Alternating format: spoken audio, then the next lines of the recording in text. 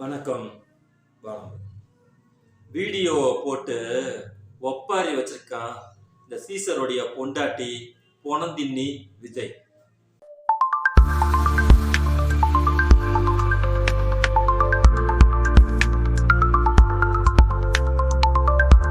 உலகத்திலே விமர்சனத்துக்கு அப்பாற்பட்டவர் அப்படின்னு சொல்லிட்டு ஒரே ஒரு ஆளை சொல்லுவாங்க.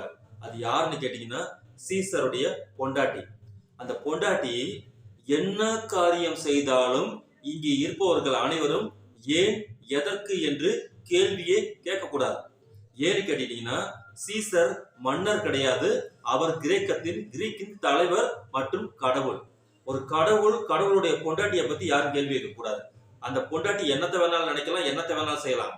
அந்த நினப்பு தான் பொழப்ப கெடுக்குங்கிற மாதிரி இந்தியாவில், அதுவும் தென் மூலையில் இருக்கக்கூடிய தமிழ்நாட்டில் இருக்கக்கூடிய ஒரு ஆளுக்கு அந்த நினப்புலையே கொஞ்ச நாளா வாழ்ந்துகிட்டு இருக்கா. அப்படி அந்த நினப்பை கொண்டுட்டு வந்து நம்ம தமிழ்நாட்டு மக்கள்கிட்ட சொருகி விடலாம் அப்படிங்கிற நினப்புல ஒருத்தன் பொழப்ப கெடுத்துட்டு அலையிறான். அந்த பொழப்ப கெடுத்துட்டு அலைஞ்ச பேர் தான் விஜய். இன்னொரு விஷயம் என்னன்னு கேட்டீங்கன்னா, இவன் மேல வச்சிருக்கக்கூடிய இந்த அவர் இவரெல்லாம் விட்டுருவோம், 41 பேர் பலியா இருக்கிறாங்க. அதுல பச்சிலம் குழந்தை 1.5 வயசு குழந்தை இறந்து போயிருக்கு.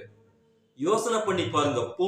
பொங்குவதற்கு முன்னால் எப்படி எனது தலைவரை நீ பேசலாம் என்று பேசுவதற்கு முன்னால் உன் வீட்டுல 1.5 வயசு குழந்தை துள்ள துடிக்க சாகக்கூடிய காட்சியை கற்பனை பண்ணி பாரு. குறைந்தபட்சம் உனக்கு அறிவுன்னு ஒண்ணு இருந்துச்சுன்னா யோசிச்சதுக்கு பிறகு பதில் சொல்லு.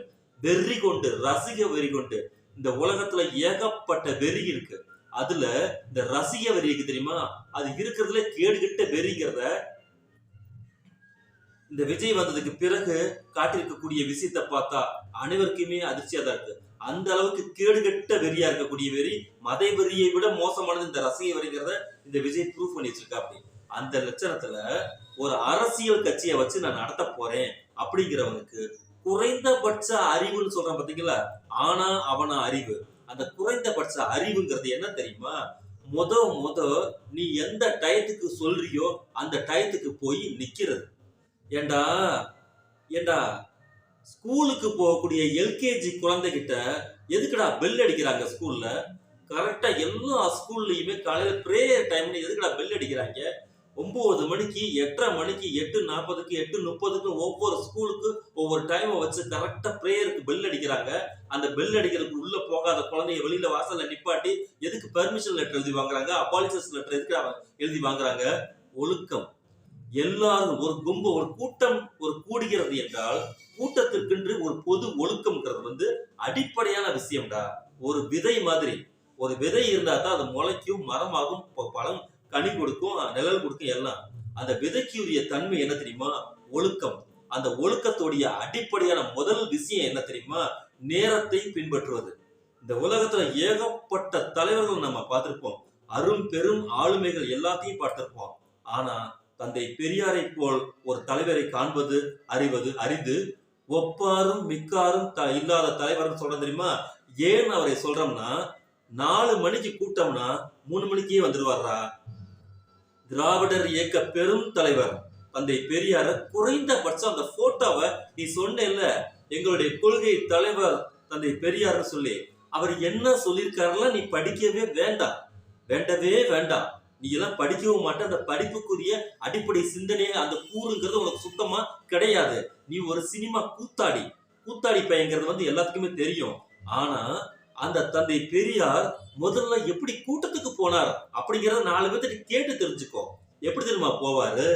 4 மணிக்கு கூட்டம்னா பொட்டி சட்டி எல்லாம் கட்டிட்டு அதுவும் அவர் டிராவல் பண்ணின காலகட்டம் ஒன்ன மாதிரி சொகுசு கேரவனுக்கு தெரியுமா, அந்த காலகட்டம் கிடையாது. ரோடெல்லாம் கடாமுடான்னு இருக்கக்கூடிய ரோடு. அவர் பயணம் செய்த அந்த வண்டி இருக்கு பத்தியில, அந்த வண்டி இன்னைக்கு வரைக்கும் பெரியார் மாளிகையில அந்த வண்டி காட்சி பொருளா தான் வச்சிருக்கு. அந்த அளவுக்கு அந்த வண்டியை பார்த்தா ஒரு டப்பா வண்டி மாதிரி இருக்கும். இப்ப போய் பார்த்தா சின்ன பிள்ளைங்க இந்த வண்டியிலயா அவர் டிராவல் பண்ணினாருன்னு எல்லாருக்கும் நெஞ்சடைச்சு போயிருவாங்க. அந்த மாதிரி ஒரு வண்டியில அவரு ஆளுக்கு முன்னாடி கிளம்பி போய் 1 மணி நேரத்துக்கு முன்னாடி ஸ்பாட்டுக்கு போயிடுவார். அங்க போய் உட்காந்துக்கிட்டு அங்க இருக்கக்கூடிய அந்த தலைவர் இருக்காங்க பாத்தீங்களா, அந்த மாவட்டத்துடைய தலைவர், செயலாளர், அங்க இருக்கக்கூடிய கடை வசூலுக்கு போறது, எதிரிகள் எந்த நிலைமையில இருக்கிறான், எப்படி கூட்டத்துக்கு அவன் நமக்கு முக்கியத்துவம் கொடுக்குறான், என்னென்ன கூட்டத்துல கலாட்டா பண்றதுக்கு இருக்கிறான், அத்தனையுமே டேட்டா வாங்கிட்டு இருப்பாரு அந்த நேரத்துல. இது இல்லாம யார் யாரெல்லாம் இந்த கூட்டத்துக்கு வர்றதுக்கு முன்னாடி அவன் பசித்த வயிறோடு வரக்கூடாது அப்படிங்கிறது ரொம்ப குறிப்பா இருக்கிறவங்க யார் தெரியுமா? தந்தை பெரியார் பக்கத்துல இருக்கக்கூடிய அன்னை மணியம்பியார். முதல்ல அவங்க எல்லாம் சாப்பிட்டாங்களா, அதுதான் முதல் கேள்வி கேட்பாங்க.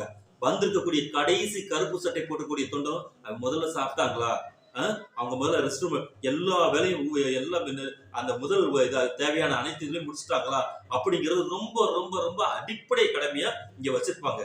இதை பார்த்ததுக்கு பிறகு கூட்டத்துக்கு வரும்போது அந்த கூட்ட ஒழுங்கு இருக்கு தெரியுமாடா, கூட்ட ஒழுங்கு அந்த மரம் முண்டமே இதை கேட்டுக்கோ. எம்.ஆர். ராதா இருக்கா தெரியுமா, நடிகவேல் எம்.ஆர். ராதா. உன்னைய மாதிரி தரங்கட்ட நாலாங்கட்ட தரங்கட்ட ஒரு கேடுகிட்ட நடிகர் இல்ல. நடிகவேல் எம்.ஆர். ராதாவும் கண்ணதாசன் கவிஞர் கண்ணதாசனும் கூட்டத்துக்கு வருவதற்கு ஒப்புதல் கொடுக்கும் போது தந்தை பெரியார் அமர்ந்திருக்கிறாரு. 6 மணிக்கு கூட்டம் ஆரம்பிக்கணும்னு சொன்னா டைம் லாஸ் ஆயிட்டு இருக்கு. அந்த 6 மணியை தாண்டும் போது பெரியாருக்கு கடும் கோபம் வந்து விட்டது. அவருக்கு கோபம் வந்துருச்சுன்னா கையில் இருக்கக்கூடிய தடிய தரையில தட்டி தனது கோபத்தை வெளிப்படுத்துவாரு. அதே மாதிரி வளன்னு பேசிக்கிட்டு இருந்தா அந்த பேச்சை கண்ட்ரோல் பண்றதுக்கு தடிய லேச தரையில தட்டுவாரு. இதெல்லாம் பெரியாருடைய சிம்பாலிக்கு. அந்த சூழ்நிலையில எம்.ஆர். ராதா வருவதற்கு லேட் ஆயிருச்சு. அதே போல் கவிஞர் கண்ணதாசன் வருவதற்கு லேட் ஆயிருச்சு. இங்க இருக்கக்கூடிய தோழர்கள் வந்துகிட்டு ஐயா கிட்ட போய் சொல்றாங்க, இந்த மாதிரி வந்துகிட்டு இருக்காராம், கோச்சுக்கு வேணா வந்துட்டு இருக்காரு. அப்பயும் பொறுமையை அவரால் தாங்க முடியாம 6 மணிதான் நிகழ்ச்சி நடக்கணும். கூத்தாடி பசங்களை நம்பிக்கிட்டு நம்ம இன்னைக்கு கூட்டம் போட கிடையாது, நிகழ்ச்சி ஆரம்பின்னு சொல்லிட்டாரு. நிகழ்ச்சி ஆரம்பிச்சாச்சு, 6 மணிக்கு ஆரம்பிச்சாச்சு, சொன்ன டயத்துக்கு கூட்டம் ஆரம்பிச்சாச்சு. அதன் பிறகு அடிச்சு பிடிச்சு பதறி அடிச்சுட்டு ஓடி வந்து ஐயாவிடம் நாங்கள் மன்னிப்பை கோருகின்றோம். எப்பேற்பட்ட ஒரு நடிகரா தெரிஞ்சுக்கோ. தமிழ் சினிமாவுடைய லெஜண்ட் ஆஃப் மாஸ்டர்ஸ் அவங்க எல்லாம். அவங்களுடைய கால் தூசிக்கு நீ எல்லாம் வரமாட்ட. அடுத்த ரசிகர்களை வெறியேற்றக்கூடிய ஒரு வெறி பிடித்திருக்கக்கூடிய மிருகம் நீ. குறைந்தபட்சம் இறப்புக்கு மன்னிப்பு கேட்காத ஒரு காட்டு முன்னாடி சிந்தனை உள்ள ஒரு மிருகம் நீ. அங்க இருக்கக்கூடிய வந்த உடனே ஐயாவிடம் மன்னிப்பு கேட்டார்கள். ஐயா தாமதமாவதுக்கு மன்னிச்சுக்கங்கன்னு சொல்லிட்டுதான் பேச்ச ஆரம்பிக்கிறாங்க. அந்த பேச்ச ஆரம்பிக்கும் போது அதை தெளிவா சொல்றாரு எம்.ஆர். ராதா. நாங்கள் கூத்தாடிகள் பின்னாடி போகாதே, கொள்கையாளர்கள் பின்னாடி போ, கொள்கை வசப்படு, படி, அறிவை வளர்த்துக்கொள். அதற்கு தந்தை பெரியார் மிகப்பெரிய இடத்தை தமிழ்நாட்டில் வகுத்து கொடுத்திருக்கிறார். அரசியலுக்கு அப்பாற்பட்டு அரசியலை கற்றுக்கொள்வதற்கான மிகப்பெரிய ஒரு பெருவெளிய இங்க தமிழ்நாட்டுல, இந்திய துணைக்கண்டத்திலேயே, ஏன் உலகத்திலேயே, உலக பூமி பந்திலேயே ஒரு தனிப்பட்ட முறையில் ஒரு தலைவர் மக்களை அறிவுபடுத்துவதற்கு, செழுமைப்படுத்துவதற்கு இயக்கத்தை கட்டமைத்ததுதான் தந்தை பெரியார். அந்த இடத்துல வரக்கூடிய குறைந்தபட்சம் ஒரு குழந்தை தனது முழுமையான அறிவை பயன்படுத்த ஆரம்பிக்கும், யோசிக்கும். யோசித்ததின் மூலமாக அது என்ன பண்ணும் கேட்டா அரசியல் படுத்தப்படும். நாம் எந்த சூழலில் வாழ்கின்றோம், நாம் ஐரோப்பா, அமெரிக்கா மாதிரி ஜாதியற்ற சமூகத்துல நம்ம வாழல. இங்க ஏழை பணக்காரன் பூர்சுவா மட்டும்தான் இங்க இருக்கு அப்படிங்கறதுலாம் இல்ல.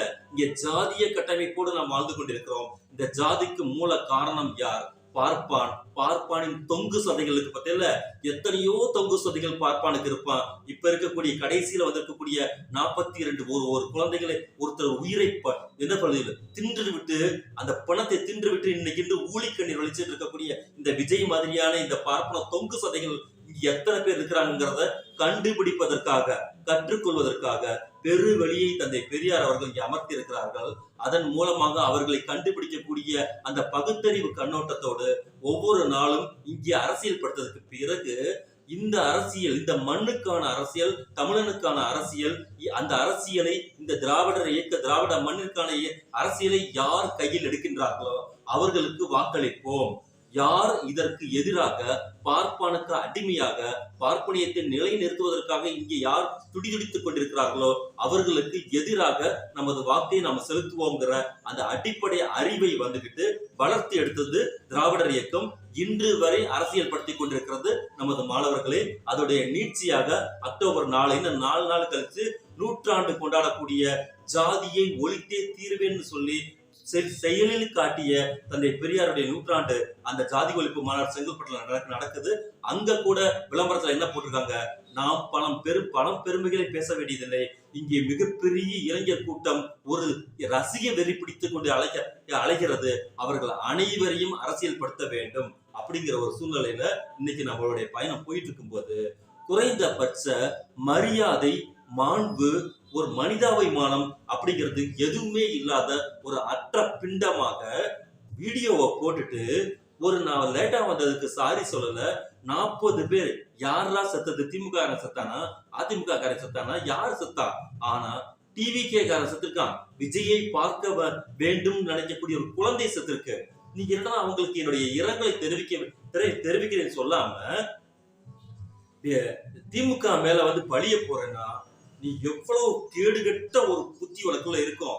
இங்கே நீதிமன்றங்கள் இருக்கின்றது, நல்லா தெரிஞ்சுக்கோ ஜோசப் விஜய், பார்ப்பன அடிமையே நன்றாக தெரிஞ்சுக்கொள். இங்கே நீதிமன்றங்கள் இருக்கின்றது, நீதியின் மீது எங்களுக்கு நம்பிக்கையும் இருக்கின்றது. நீ எங்கேயுமே ஓடி ஒளிய முடியாது. ஏன்னு கேட்டேன்னா உன்னை காப்பாற்றுவதற்காக இந்த பார்ப்பன கும்பல்கள் எல்லாமே பார்ப்பன பெருச்சாளிகள ஒரு டீமா இருக்கு அப்படிங்கிறதுக்கு நினைச்சு அவங்களுக்கு எல்லாம் நன்றி சொன்ன பத்தியில அவெல்லாம் உனக்கு கை கொடுக்க மாட்டான். அதையும் மீறி என்ன இருக்கு, கான்ஸ்டிடியூஷன் இருக்கு. இந்த கான்ஸ்டிடியூஷனையே முழுங்கி ஏப்பமட்டுக்குள்ளான அலையக்கூடிய அந்த பிஜேபி RSS வகையறாக்களுக்கு கடிவாளம் போடக்கூடிய நீதி அரசர்கள் இங்க இருக்கிறாங்க. அதனால நீ நீதியின் முன் நிறுத்தப்படக்கூடிய ஒரு கொடுமையான குற்றவாளி. 40 பேர் உன்னால் இறந்திருக்கிறார்கள். அந்த இறப்புக்கு நீ பதில் சொல்லி ஆகணும். நீ என்ன ஊழிக்கண்ணீர் வடிச்சு நீலிக்கண்ணீர் வடிச்சு வீடியோ போட்டாலும் அந்த வீடியோவுக்கு பின்னாடி உனக்கு இருக்கக்கூடிய கோர முகத்தை நீதிமன்றத்தில் இங்கே இருக்கக்கூடிய சமூக நீதியாளர்கள் நிறுவுவதற்கு 100% உழைப்பார்கள் என்ற நம்பிக்கை எங்களுக்கு இருக்கிறது.